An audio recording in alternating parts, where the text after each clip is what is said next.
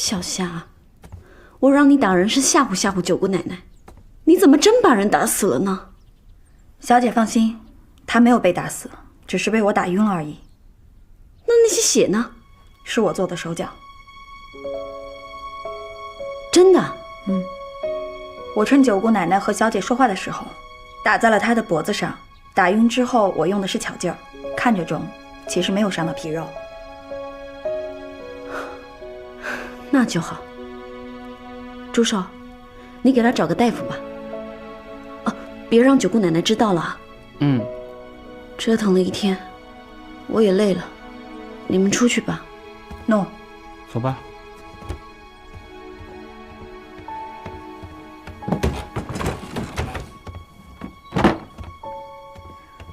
邵总管，小姐应该还没有惩罚过别人，还是下不了狠心。小姐是朱府唯一的血脉了，她要不狠一点儿，将来谁带着我们朱府往前走啊？邵总管，这些事儿太为难小姐了吧？放心吧，小姐不是脆弱的人，自己会想通的。走吧。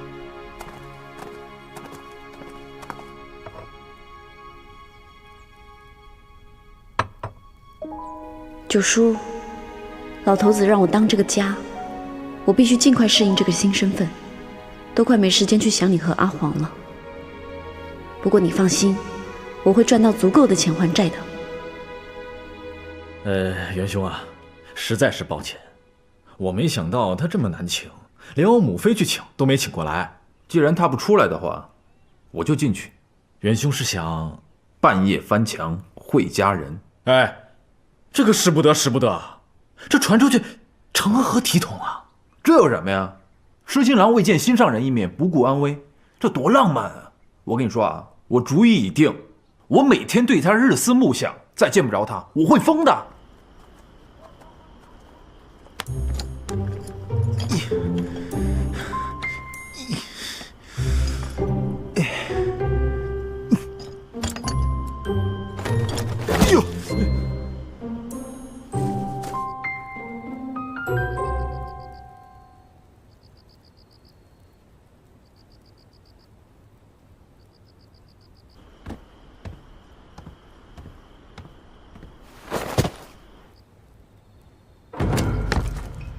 这里应该就是朱府孙小姐的院子了吧？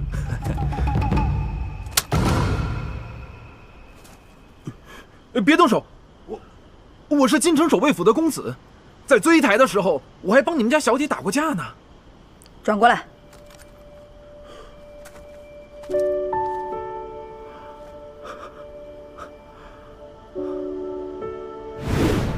我挡着他们，你们快走！为何要半夜偷偷闯入朱府？你比在酒楼那天更美。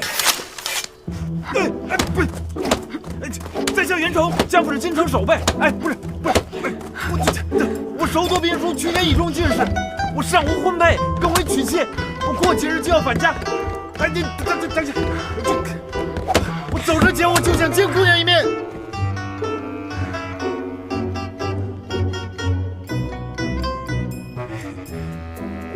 我喜欢你。返家以后，我会叫人过来向你提亲。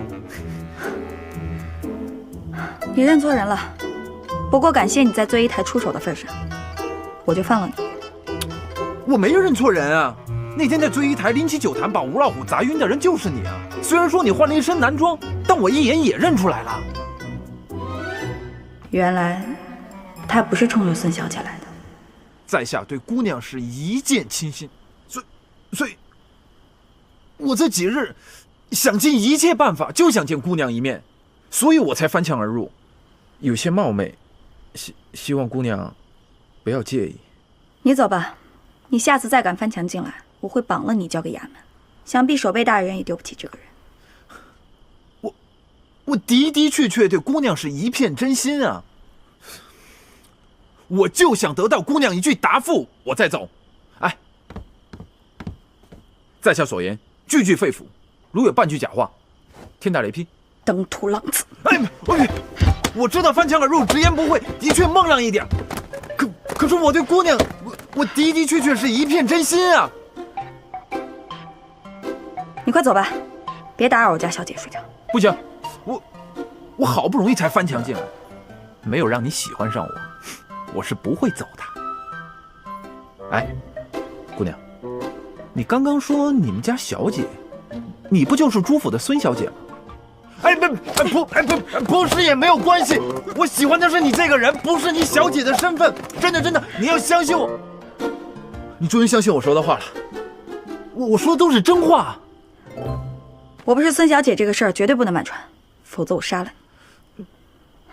哎，你放心，我的嘴可严了，连毅他那事儿我谁也没说。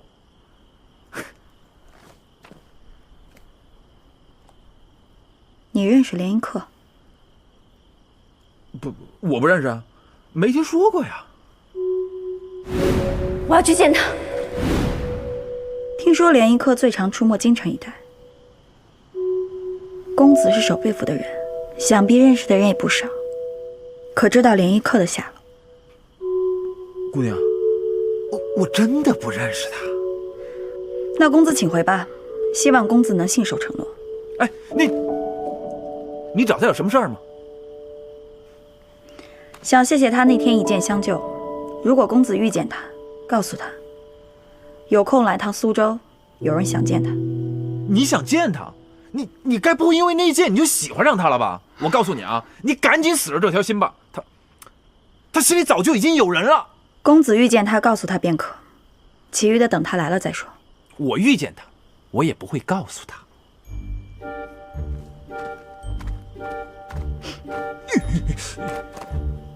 你等着啊，我还会再来的，我一定会让你喜欢上我的。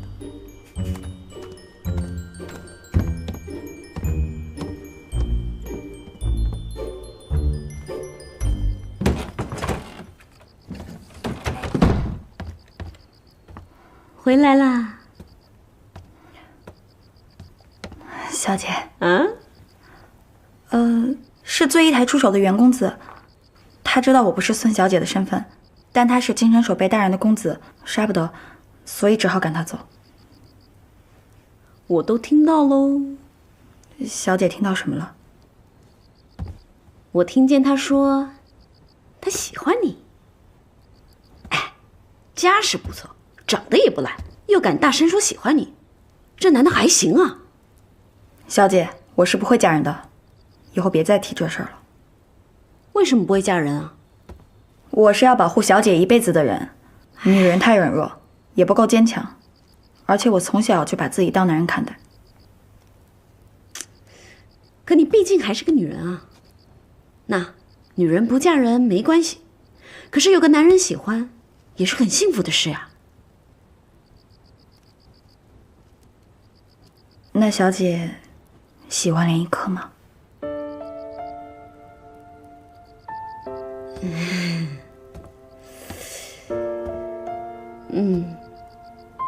我听袁公子说起连一克的神态，他可能认识连一克。要不下次他再来的话，我帮小姐便问出连一克的下落。我和连一克还是不见为好。为什么呀？如果他知道我没死，变成了朱府的孙小姐，会告诉齐王爷和幕府吗？哎呀，没什么，老头子不是要我开源节流，想办法为朱府赚钱吗？我忙这些事都来不及了，哪有心思谈情说爱啊？那赚钱一事儿，小姐可想到好法子了？方法是想到了几个，明天把朱福、朱寿叫来吧，我还得跟他们商量一下。那小姐也早点休息吧。你也是啊。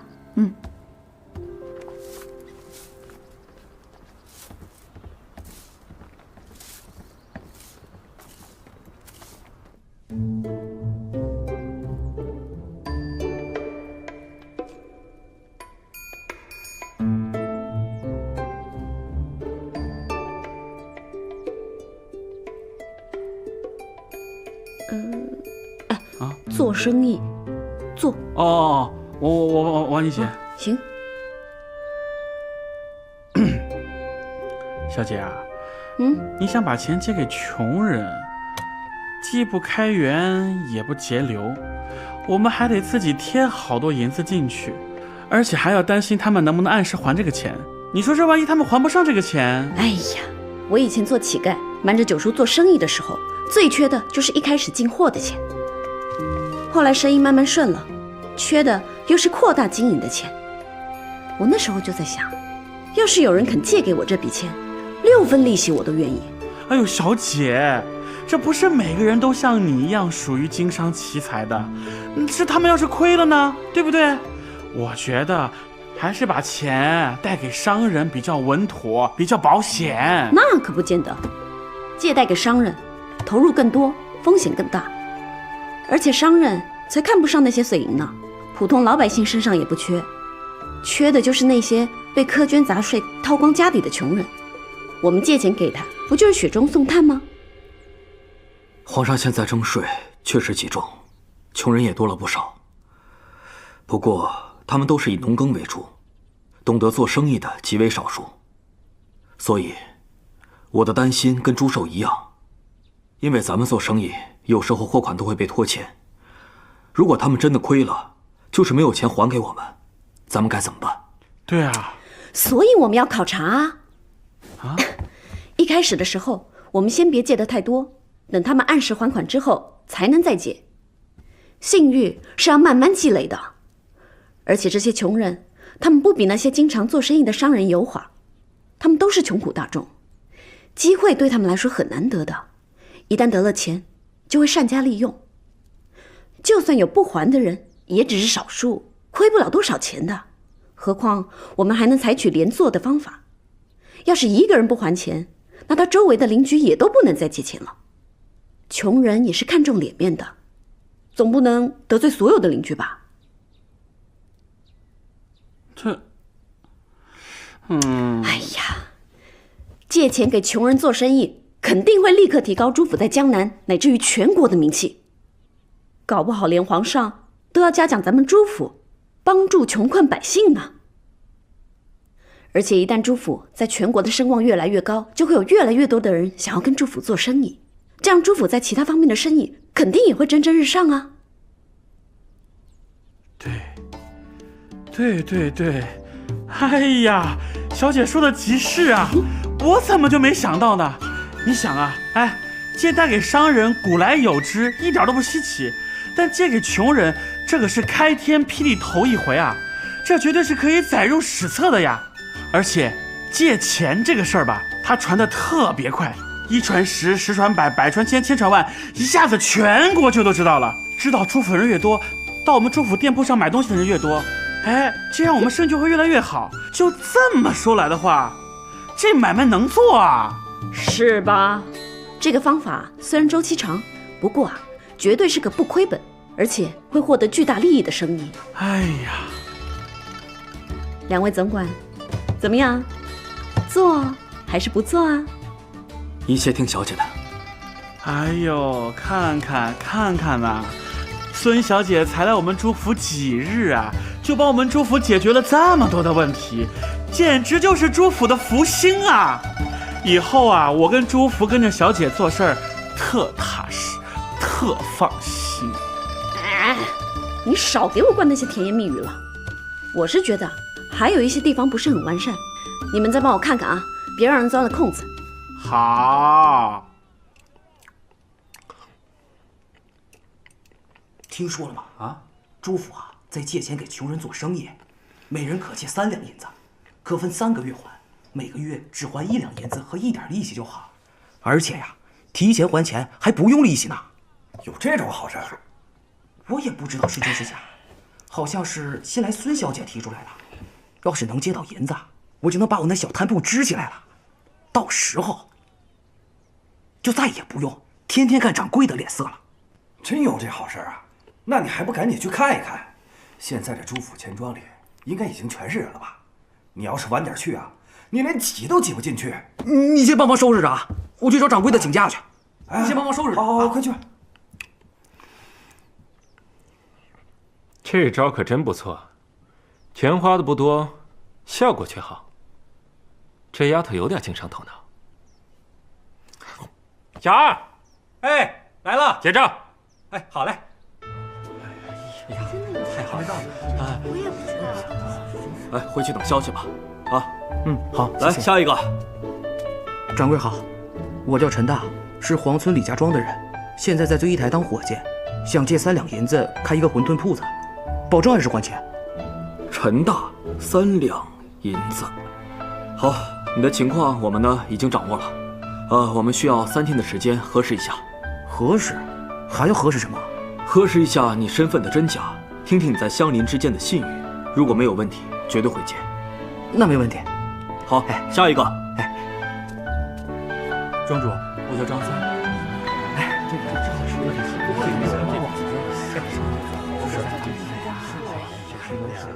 看来我们不能光玩，得办点正事儿，要不然这朱父还上了银子，老爷子非骂我不可。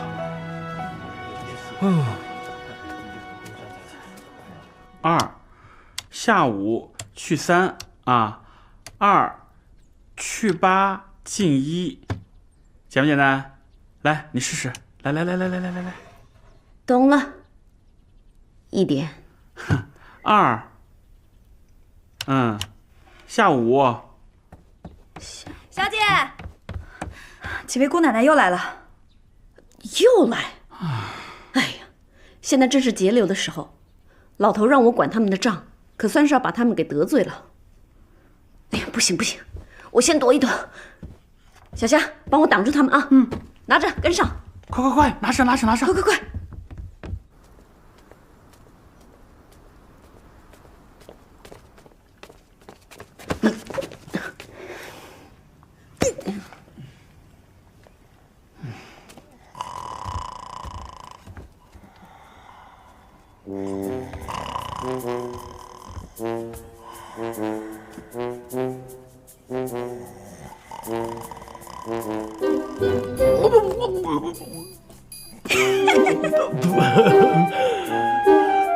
哎呦，臭丫头，今天怎么有空过来啊？什么事都推给我，你们老子舒服了。那些姑奶奶又堵我院子里了，不给他们银两吧，就拐弯抹角的骂我。都是你，把我当什么家了？你对那些人吧，不用客气啊，该骂就骂，该管就管，不用给我面子啊。他们都是我的长辈，我怎么能那么对他们呢？现在是你当家哎，你得有一点大当家的风范。这个家你最大，真的？那当然。那好，今天就从老太太房间开始吧。这什么意思啊？丫头，等等我。哇，这么大块玉，值不少钱吧？这是老太爷最喜欢的白玉圆雕，700两。700两，哇，这床这么大，还用胶什么啊？胶绢啊？对，胶绢，我在咱们诸暨的绸缎部看过，这起码得用2匹吧？得2匹多。2匹多，那多少钱呢180两。180两，这个我知道，很名贵的黄花梨。小姐识货。挺值钱的啊。多少呢？得1000两出头。1000两出头啊！哇，这木头漂亮，沉香木。这是沉香木。哎，别，小姐，慢点摸，这根快值2000两了。2000两？哎，刚上来的明前新茶，壶里起码有2000吧？哎，2两银啊。哎，这用的该不会是你说的去年冬天梅花花蕊上的雪水？哟，这收集的功夫也得值1两吧？还有这个紫砂壶，起码值个几百两对吧？老头，你刚刚喝那一口，起码值3两，普通人家能过1个月了。这不用算得那么清楚吧？这些家具都是很名贵的，可以用1辈子、8辈子。那还有那些小玩意儿，那都是从前便宜的时候买的。你不会想让我全都卖了吧？别担心，把那些全卖了也不过是些碎银，还塞不了牙缝呢。如今要开源节流，我不过是想让朱寿算笔账给您听。朱寿，报个数给老太爷听听。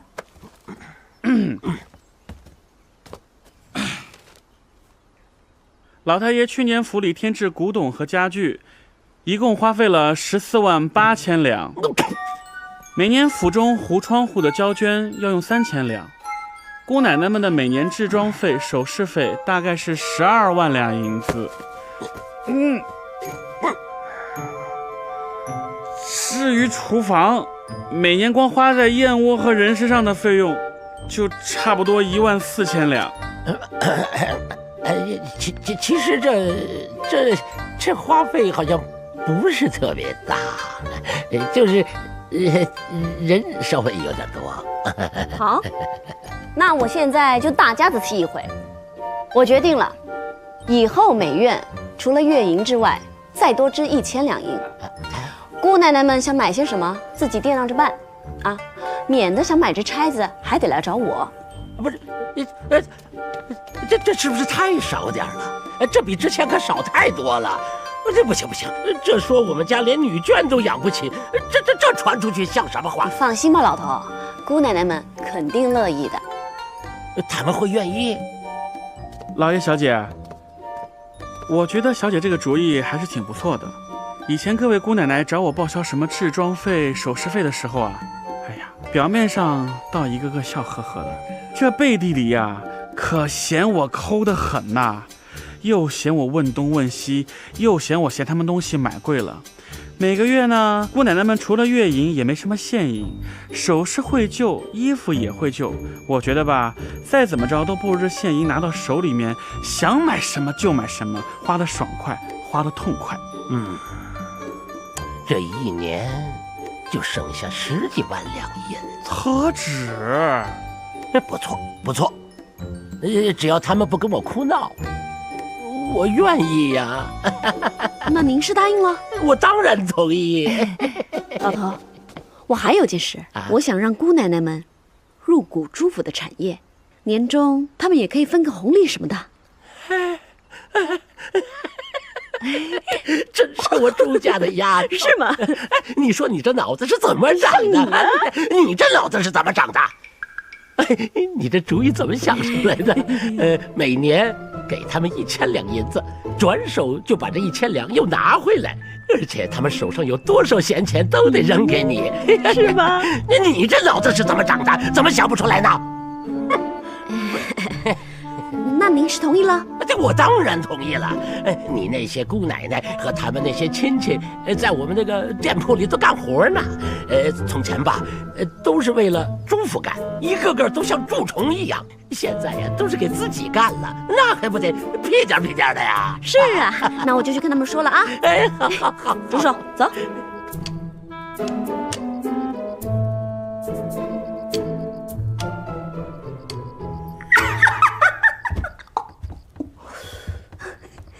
小姐，该休息了。夏夏，你知道姑奶奶们总共拿出了多少闲钱入股吗？多少？100万两，整整100万两啊！哎，要是朱府再多几位姑奶奶，那就好了。哎。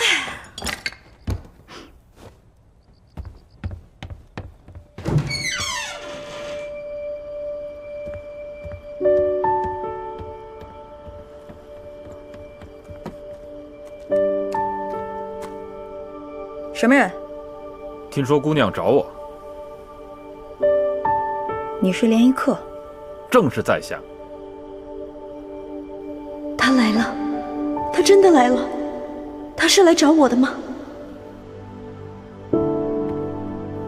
不行，九叔说过要防着七王爷。为什么要防？至今还没查清楚。我能出去见他吗？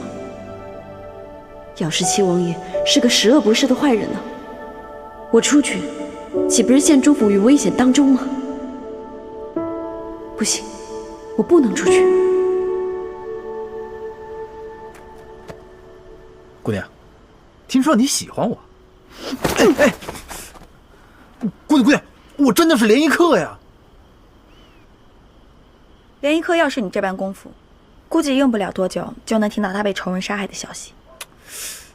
的确，我的武功一般，但我的剑法特别厉害，我都是箭无虚发。那天就是我射箭救了你，真的，我没有骗你。你说错了，那天联谊客救的是我家小姐。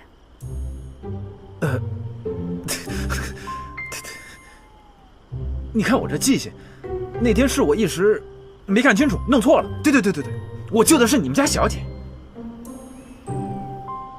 袁公子，你要么就跟联谊客一起来，要么就别来自讨苦吃。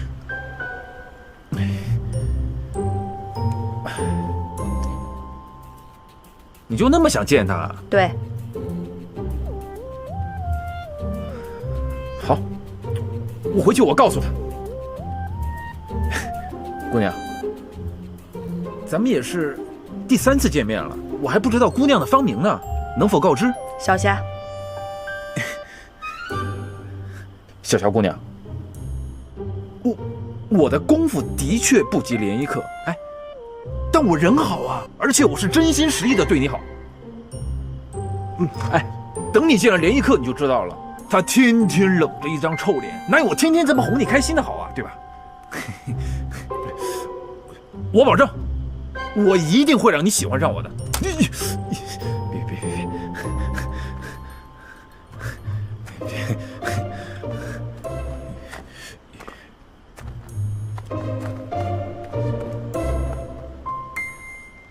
小霞，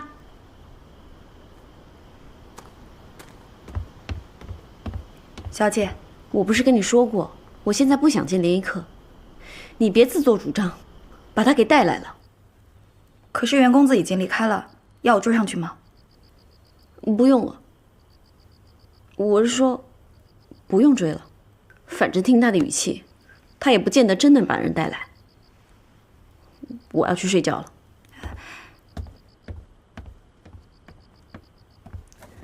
哎，花不起，你到底是想他来，还是不想他来啊？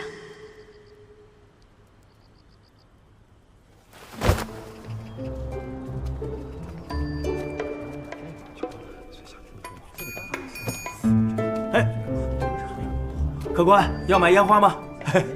您看看，你们这里是朱府的产业吗？啊，是。小人的烟花爆竹都是朱府的工坊生产的，质量绝对有保障。哼，是吗？那我的这位病人被朱府的烟花炸伤了眼睛，该怎么办呢？公子休要胡说，江南朱家做生意有口皆碑，你是不是搞错了？还是想谎称被朱家的烟花炸伤，想讹诈朱府？算了，我懒得跟你说。听说你们现在朱府的产业是孙小姐当家，去把你们家孙小姐喊过来。哼，我倒要看看，这朱府的烟花炸伤了人，孙小姐也是否跟你一样推诿？孙小姐岂是你想见就能见的？哼，孙小姐的病是你们家福寿总管把我绑了过去才帮她治好的。你说我有没有资格见她？哎，那不是东方神医吗？前几日不见了，今日怎么又突然出现了？哼，啊，原来是东方神医啊！小人有眼不识泰山啊！我这就去禀告朱府的老太爷，请老太爷定夺啊！您稍等，稍等啊！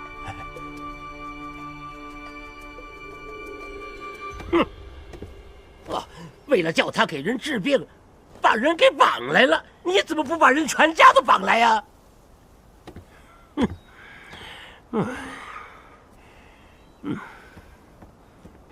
哎呀，老爷，这事儿真不能怪我们俩，都要怪东方神医，说什么救贫不救富。当时小姐的情况又特别的危急，我们实在是没办法了，才把她绑来的，这属于情非得已啊！得以，你就是个蠢货！绑人那种事你也能做呀？你这绑人你也得绑得漂亮些，是吧？现在人家打上门来了啊，直接那个东方小子在我们那个烟花店里头砸场子了，你说怎么办？老太爷，您先息怒。这个确实是当时小姐生命垂危，只有东方石能解这种无解之毒，所以我们这才出此下策。哦，这是下策，那你跟我说个上策呀！现在该怎么办呢？哎，老爷，我看那个东方神医对我们家小姐其实挺有意思的，而且他又指名点姓非要孙小姐去处理，不然就让孙小姐蒙面，跟我一起去烟花店，由我出面把东方神医请到里屋，由孙小姐跟他谈，再让小虾来把那个烟花工坊的管事叫到店里边问个清楚。您觉得这样行吗？那就去吧。哦，好。你还杵这儿干嘛？切！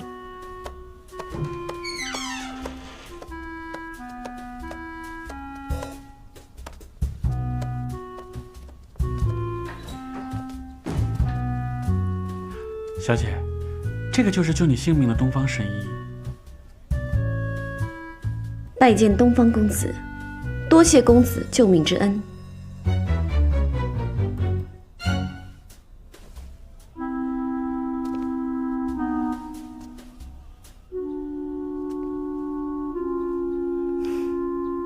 朱小姐真是太客气了。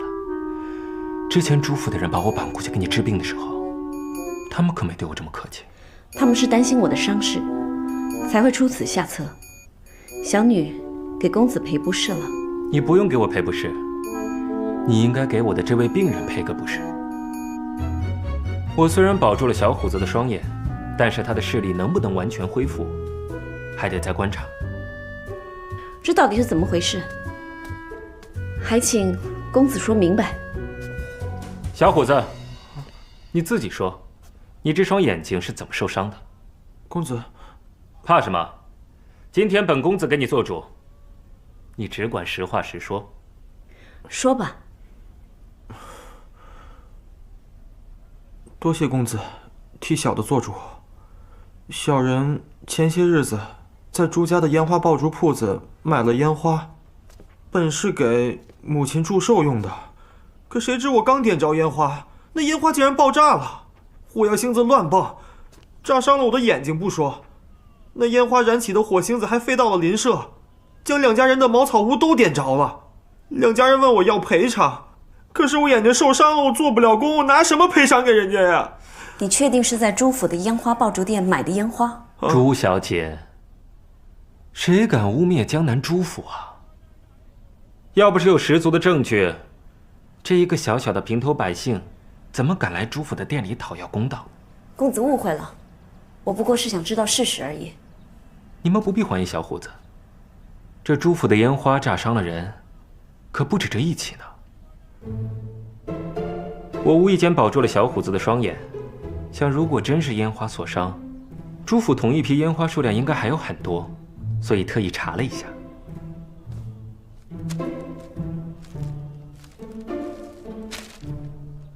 这名单上的所有人都买了朱府的同一批烟花，不过他们比较幸运，受伤没那么严重，所以就没来朱府找你们。你如果不相信的话，现在可以派人去查一查，或许朱府里现在就有同一批烟花，也可以现场点来试一试。还有同一批次的烟花吗？啊，还有很多。拿一个去院子里试试，注意安全。好。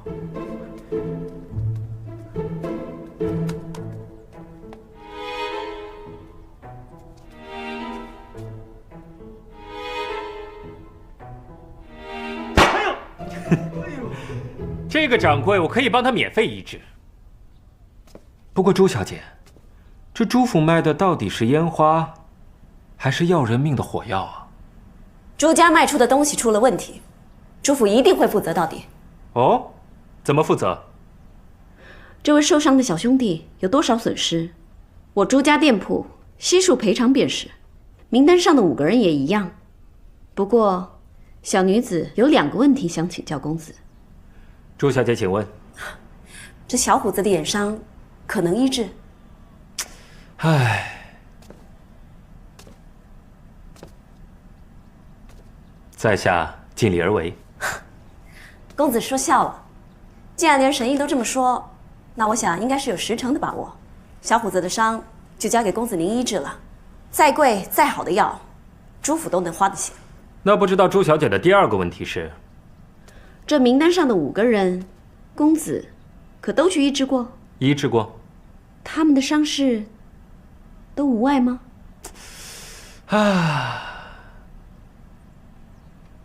同样一句话，在下尽力而为。小女子明白了，多谢公子。小姐，我刚到烟花爆竹工坊，正好撞见这个家伙逃跑。如果我猜的没错，是你在烟花成分里动的手脚吧？这烟花爆竹店是朱家新开的，开业前释放过烟花都没问题，可开业之后，怎么就出了这么多乱子？我本来想在众人面前问你是怎么管的烟花爆竹工坊，我看现在也不必了，把他带到衙门，让知府审去吧。小姐，他刚才招认是四姑奶奶的人，这事估计跟四姑奶奶逃不了干系，真的要送去衙门吗？四姑奶奶要跟我斗也就罢了，可她现在罔顾他人性命，伤及无辜，只能交由官府处理了，不能让这些卑鄙之人毁了朱家做生意的名誉。诺。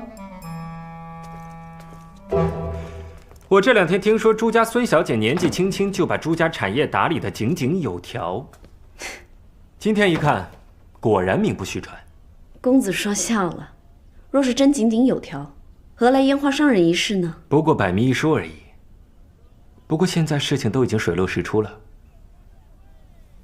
不知在下是否有幸有请朱小姐到父亲的酒楼一叙呢？公子相邀，小女子本该相陪，不过我还得处理这商铺的事。没关系，我可以等。今天不行，就明天；明天不行，就后天。不知道朱姑娘要处理多久呢？等所有的客人都对朱家的烟火满意了，那才叫处理完。你去让掌柜的把这批烟花都拿出来，再让人打几桶水放到店门口。我这就去办。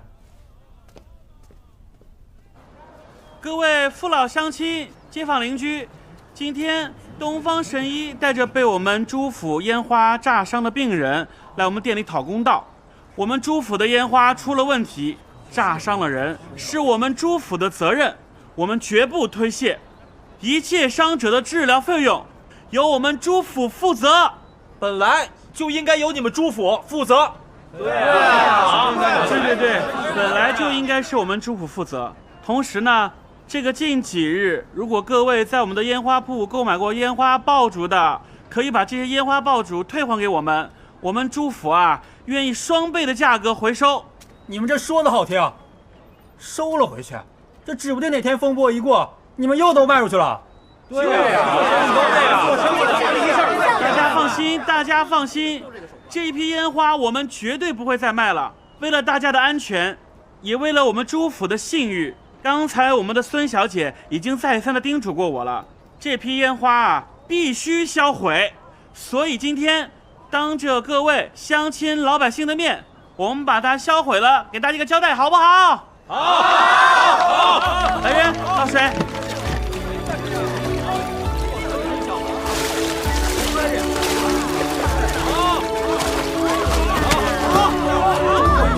大家看见了吧？这就是我们朱府对自家商品的要求，不管是烟花爆竹、丝绸茶叶，还是金银首饰，质量必须是1等1的好。我们小姐说了，从今日起，但凡有人发现我们朱府卖的东西商品质量有问题的，赏银10两。好，欢迎大家监督。咱们赶紧去朱府的首饰店看一下。对啊，说不定还能赚10两银子呢。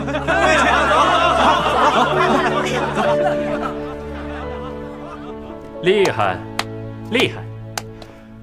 朱姑娘最后这一计悬赏让大家监督，不仅能够挽回朱府在人们心中的信誉，还可以增加店铺的客源，相信朱府工坊里所有的工人都会更加小心谨慎，残次品将大大减少，一石三鸟。朱姑娘这一计果然高明。我只是想告诉大家，我们朱府的东西没问题，倒没像公子一样想那么多。朱姑娘做事雷厉风行，年纪轻轻就这么有商业头脑，哼，看来朱家大展宏图的日子不远了。朱姑娘，既然现在事情都处理完了，不知道是否有时间和在下去酒楼一叙呢？我还得去工坊一趟啊。管事换人，底下的工人毕竟会忧心是否自己也会受到影响，我得去安抚他们的情绪，把损失降到最低。朱姑娘想事情真的很周到，很好。那我就再陪你到工坊去一趟。黑凤在，把小虎子先送回住处，晚一点我再回去帮他换药。诺。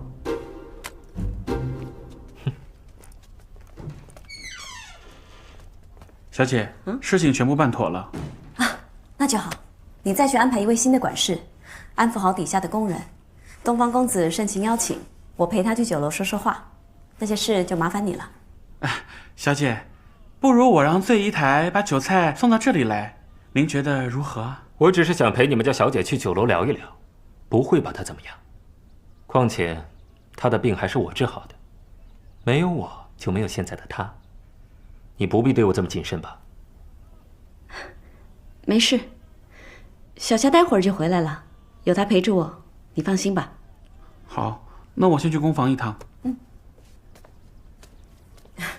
前几日我偷偷溜出朱府，差点被人杀死，他们才会那么谨慎，还请东方公子见谅。如果东方神医不害怕跟我在一起有危险的话，我们待会就去醉一台。此事我也听说了。不过朱姑娘请放心，今日有我在，我善解毒，更善于下毒。